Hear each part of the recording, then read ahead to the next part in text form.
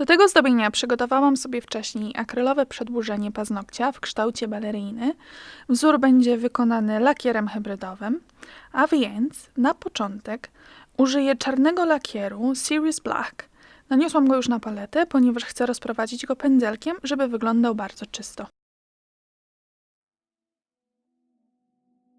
Zacznę od samego środka, potem rozprowadzę go w dół i to samo z drugiej strony.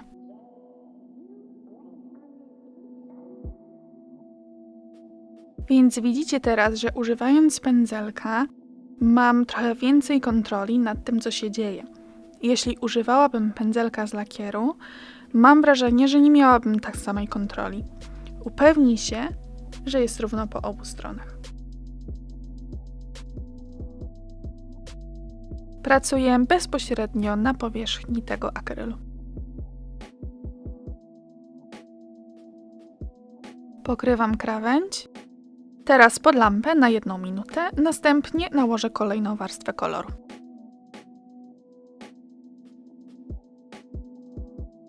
Pędzelkiem do detali teraz użyję trochę czarnego lakieru wokół krawędzi, a na koniec połączę je razem.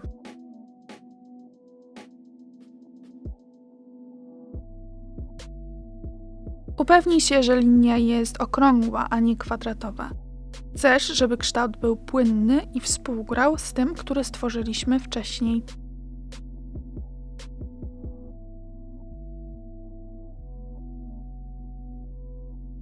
Teraz pod lampę.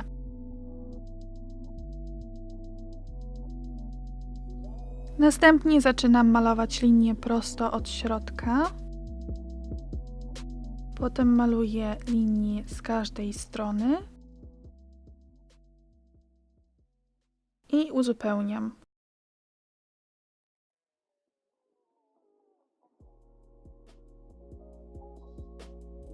Upewnij się, że te górne części są okrągłe.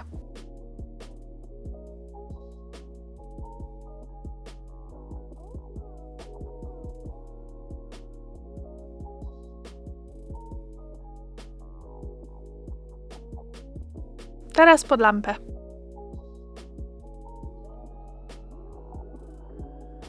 Przetrę teraz paznokieć używając Residue Wipe Off Solution, a następnie nałożę matowy top coat.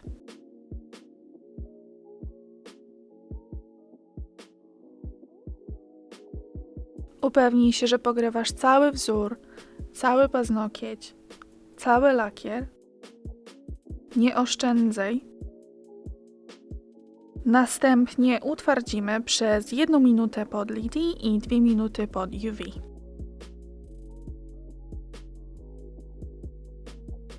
Teraz przecieramy Gel Residue Wipe Off i od razu widać, jak paznokieć matowieje. Wykończę niewielką ilością olejku do skórek, nakładamy olejek i wcieramy w skórę.